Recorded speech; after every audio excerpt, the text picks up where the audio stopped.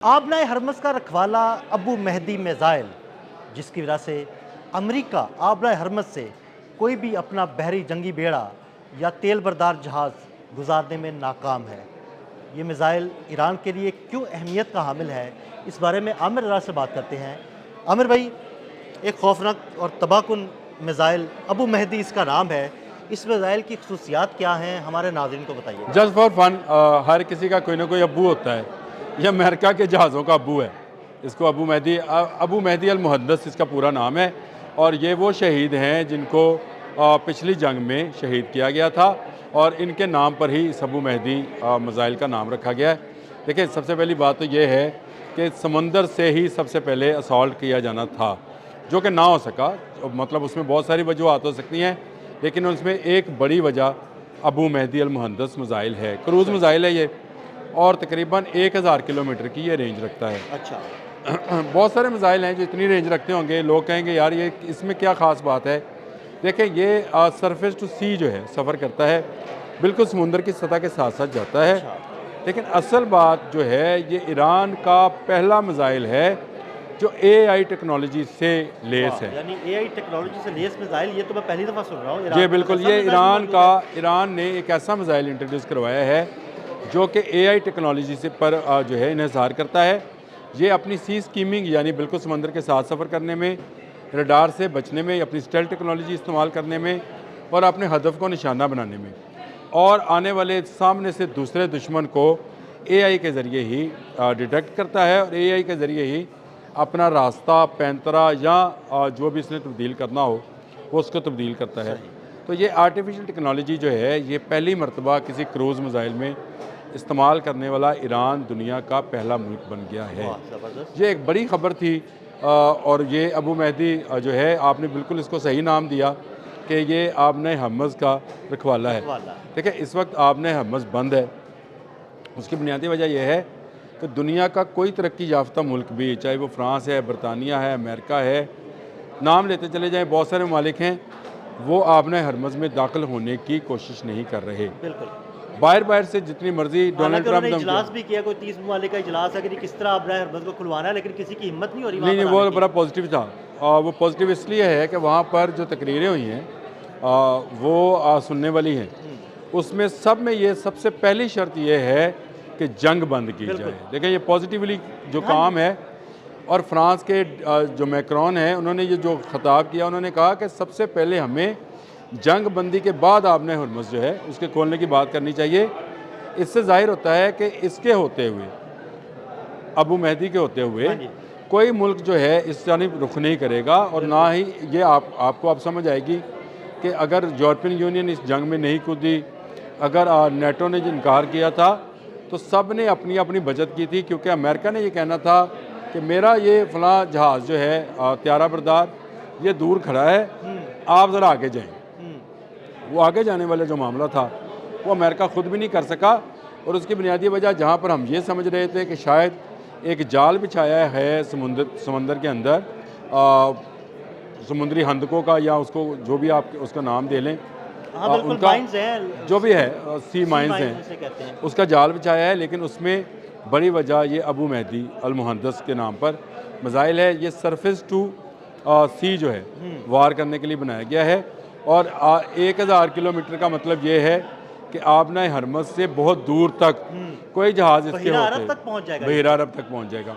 और ये जो सरहदों पे हमें मुख्तलिफ ममालिक की सरहदों पे जो खड़े वेसल्स नज़र आ रहे हैं, अगर ईरान चाहे तो अपनी इस क्रूज़ मिज़ाइल से उनको भी ख़त्म कर सकता है। और ये क्रूज़ मिज़ाइल की एक बड़ी ख़ासियत तो यही होती है कि ये बहुत ज़्यादा जो है वो रडार सेक्शन में नहीं आता है, इसलिए बच जाता है। क्योंकि ये ऊपर फ्लाई नहीं करता है।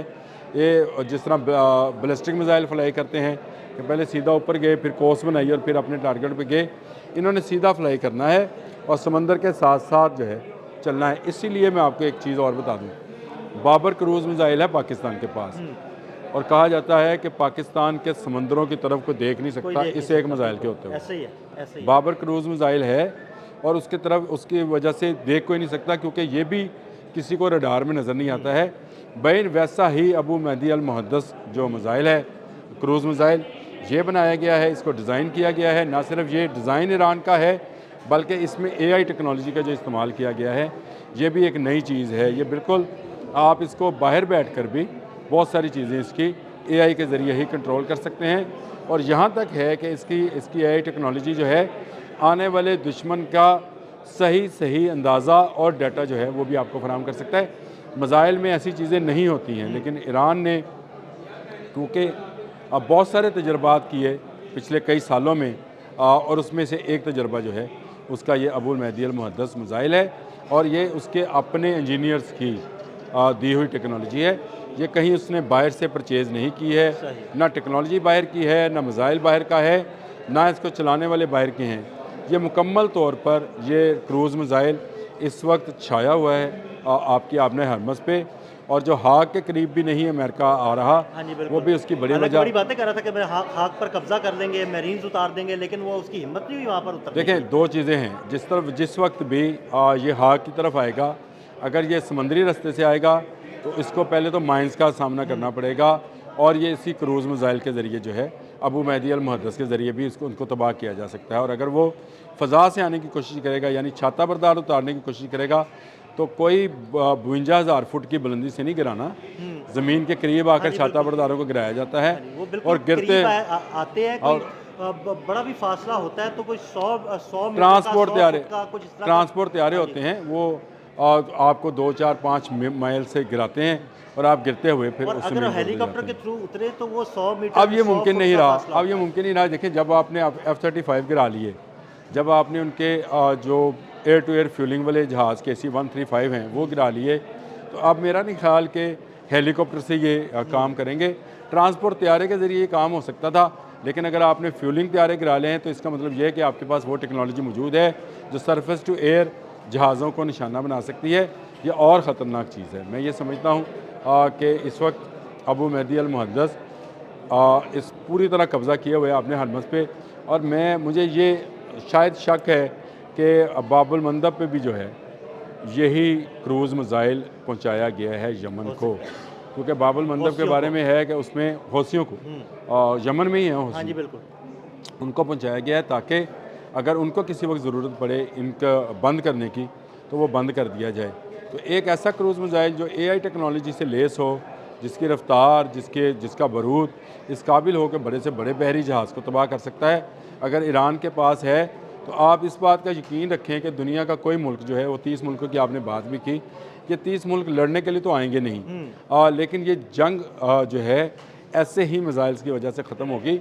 ये अमेरिका की हरदर्मी जो है, ये इस तरह के जो बात है कि शायद मुज़ाकरात के ज़रिए से और किसी अमेरिका की शिकस्त की सूरत में हो जाए, जब तक ईरान के पास ऐसे अबुल महदी मुहद्दस मौजूद हैं, कोई बंदा आपने हरमज़ में से अपना जहाज़ नहीं गुजार सकता मासवाए पाकिस्तान के। बिल्कुल, बहुत शुक्रिया आमिर भाई ने इस मिसाइल की खसूसियात के बारे में आपको तफसील से बताया। मज़ीद अपडेट्स के लिए हमें फॉलो करते रहें। अदील अहमद और आमिर रज़ा को इजाज़त दीजिएगा। अल्लाह हाफ़िज़।